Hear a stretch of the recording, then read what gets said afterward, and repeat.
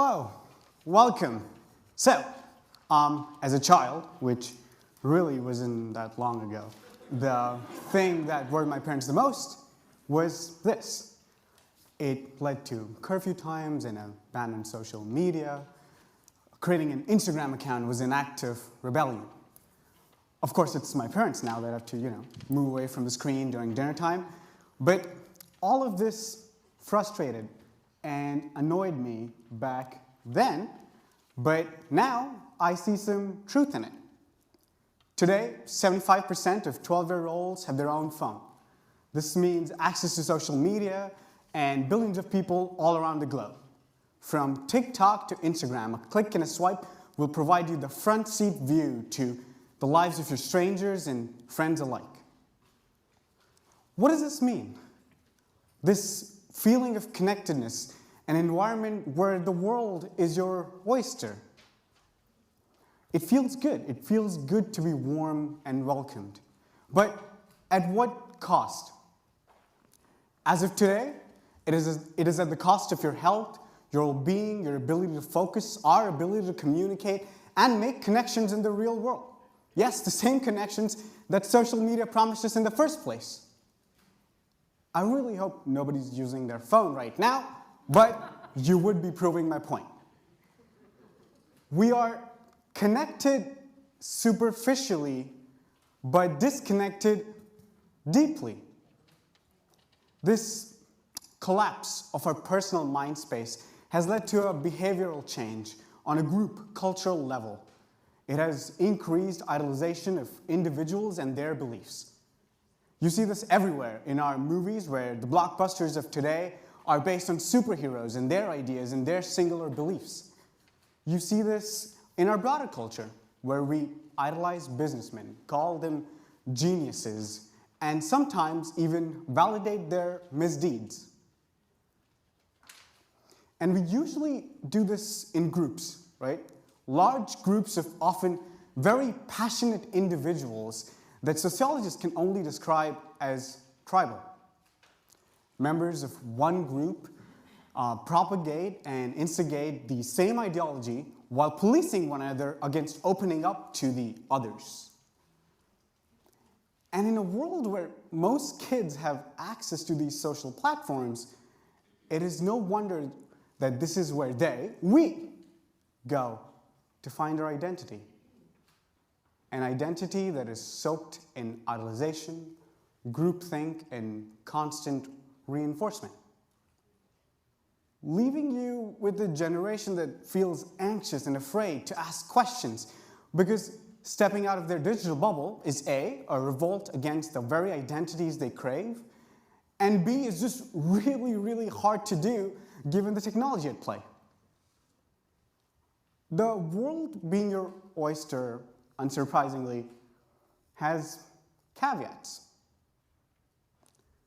So, what does it mean when you have a young generation that is deeply entrenched in a digital world that propagates a culture of tribalism? Well, you get high rates of depression, high rates of polarization, and a generation that feels generally inadequate to face life's challenges. We're one of the most pessimistic generations with 40% of us reporting so. Our top values are that of self-awareness and creativity, yet in practice, they're the ones we have the most time to struggle with. They're the ones that we most struggle with. To be self-aware, you need to disagree with yourself sometimes. But that is impossible to do so when your in-groups only validate, not criticize. To be creative, you need to put out your work and gain some feedback. But that is challenging too, because all you get is rave reviews or shallow criticism, neither helpful. At the end of the day, as a youth, you are stuck, just truly, truly stuck in a system of our own making, where even an attempt to individually define yourself can mean being shut down by the very people you associate yourself with. No wonder we don't know what we want. There clearly is a pattern here, right? where the core you have this technology, amazing technology with great upsides and some significant downsides. The tech essentially propagates certain values of its users, in this case, us, and it integrates and works with the groups and networks that play along with it. And as these groups and individuals interact, they lead to a cultural shift. But the other thing they do is that their interaction propagates and augments our most primal behaviors. The sensationalized headlines you see, the use of images, the use of GIFs, all of this is to activate the neurons that have just evolutionarily reached a position where an image can spark a stark reaction from you. Not a response, but a reaction. And that is all the difference. So, I know all of you here can empathize with the individual struggles of our generation, right? That's the easy part. But I urge you to take a step forward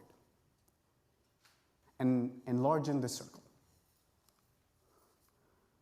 Beyond our groups, the effect is on our global society. The issues of idolization, polarization, and groupthink hamper our ability to solve global problems.